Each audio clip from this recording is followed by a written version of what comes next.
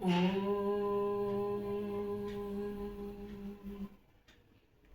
Waheguru.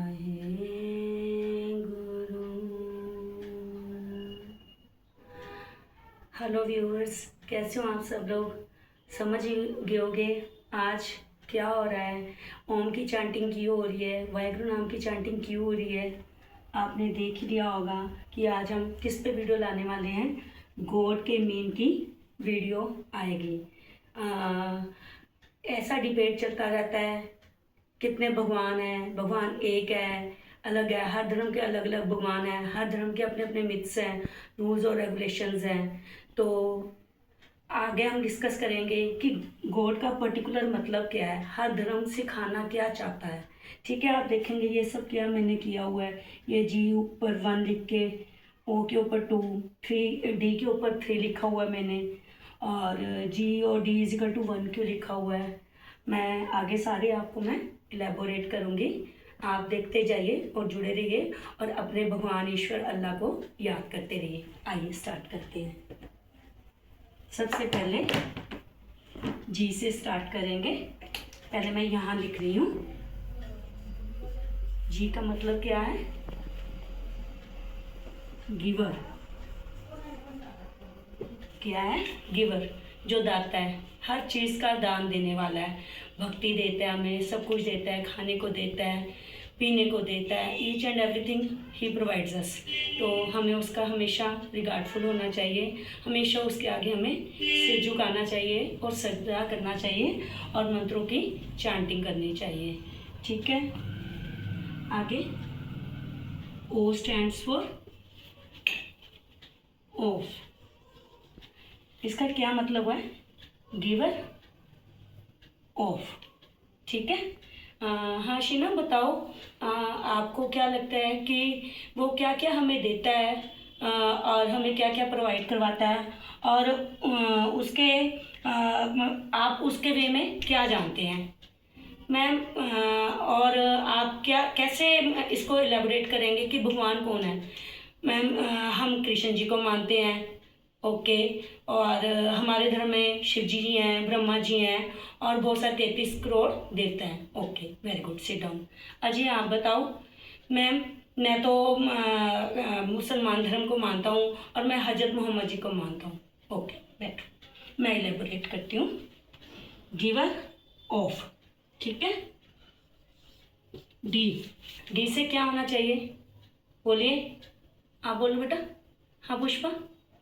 Ma'am, D for पता नहीं, आप बताइए। चलो ठीक है, मैं बताती हूँ। D for divineness. ठीक है, DIVINESS। ठीक है, वो गिवर है डिवाइननेस का। आइए इधर आते हैं। ये मैंने जी पे 1 क्यों लिखा है, ओ के ऊपर 2 क्यों लिखा है, डी के ऊपर 3 क्यों लिखा है? ये अलग अलग स्टेप्स हैं। ठीक है, जी से पहले स्टेप में हम उसे मानेंगे गिवर है वो। ठीक है, वो गिवर है। जब तक हम ये नहीं मानते कि हमारी ज़िंदगी में हमें सब कुछ देने वाला वही है, तब तक हम भक्ति में आगे नहीं बढ़ सकते। ओ स्टैंड्स फॉर 2। 2 का क्या मतलब है? सेकंड पौड़ी आ गई उसकी। ठीक है, गिवर ऑफ, उसको मानने लगे हम, वो दाता है। किस चीज़ का? दाता है। फिर थर्ड की तरफ हम बढ़ते हैं। थर्ड क्या है? डिवाइननेस, वो हमें डिवाइन करता है। ठीक है, थर्ड पौड़ी पे पहुंच के हम समझेंगे ये पौड़ी हैं, सीढ़ियाँ हैं। ठीक है, ये फर्स्ट पौड़ी, ये सेकंड पौड़ी, ये थर्ड पौड़ी। बढ़ते जाएंगे जी ओ डी। ठीक है, बढ़ते जाएंगे। वो गिवर है, हमें देता है, गिवर ऑफ डिवाइननेस। डिवाइननेस क्या है? आध्यात्मिकता क्या है? आप क्या समझते हैं? गॉड मतलब खुदा, ईश्वर, भगवान, अल्लाह। ठीक है, ट्रू डिवाइननेस क्या है? हमें कैसे पता चलेगा? ठीक है, हर भगवान है, हर धर्म में जो हमारे इष्ट हैं, पूजनीक हैं, वो हमें यही बताते हैं कि भगवान एक ही है। चाहे आप हिंदू धर्म को फॉलो करो, चाहे आप मुस्लिम धर्म को फॉलो करो, चाहे आप जैन धर्म को फॉलो करो, चाहे आप सिख धर्म को फॉलो करो, आप अपने धर्म के अकॉर्डिंग चलते जाइए, उसके पथ पर, उसके बताए हुए रूल्स और रेगुलेशंस पर चलते जाइए। आप डिवाइन जो भगवान है, जो वन है, उसके ऊपर पहुंच जाएंगे। आपकी क्षमता वहां तक होने लगेगी। डिवाइनेस, आपको भक्ति में डिवाइनेस यही है मेन कि भगवान के नाम पे लड़ना नहीं, उसके नाम का चांट करना है और उस तक पहुंच करना है। ठीक है, ये आपने समझ लिया।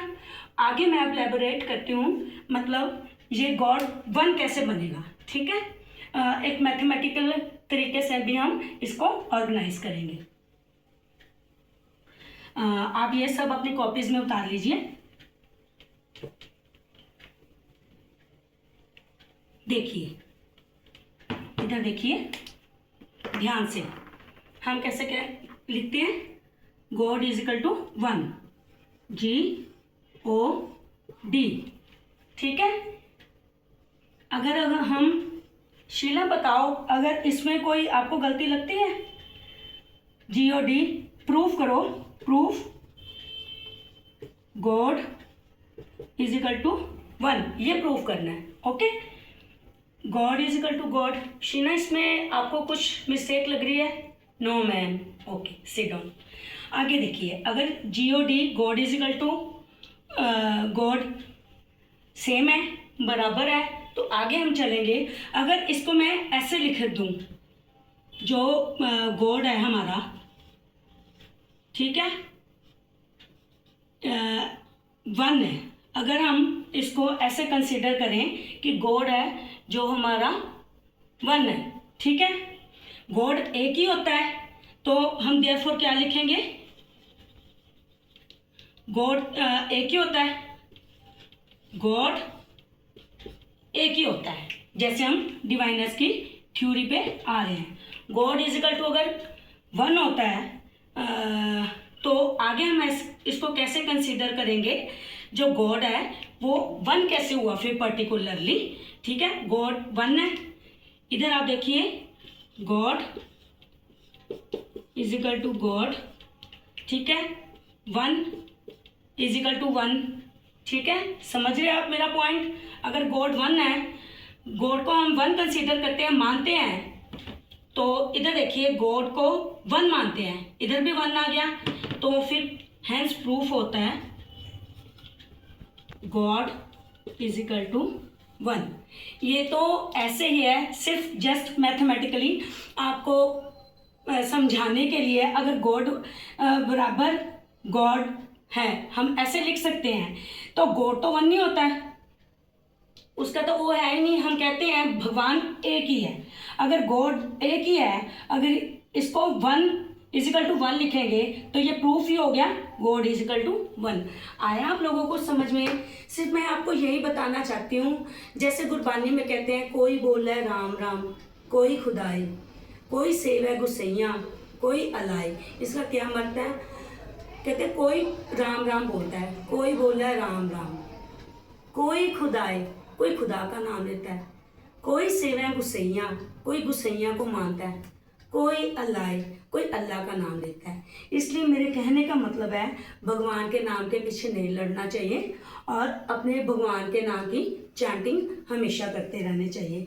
ये तो बस थोड़ा सा मैंने एक ट्रेलर किया है। आगे आने वाले समय में इसके बहुत सारी वीडियोस आएंगी जो इसके मीन को, मेरी तो कोई औकात ही नहीं है कि मैं गॉड के मीन कर सकूं। मैंने पहले बहुत सारे इलेबोरेशन वे में बहुत सारे, जैसे वो ओमनी प्रेजेंट है, ठीक है, डिग्नेटरी भी है, और बहुत सारे मतलब इसके वर्ड के क्यों हैं, मैं आने वाले समय में वही इलेबोरेट करूंगी।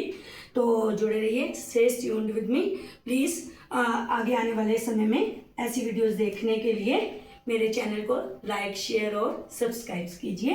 Creative meanings by Dalvinder Kaur. Bye.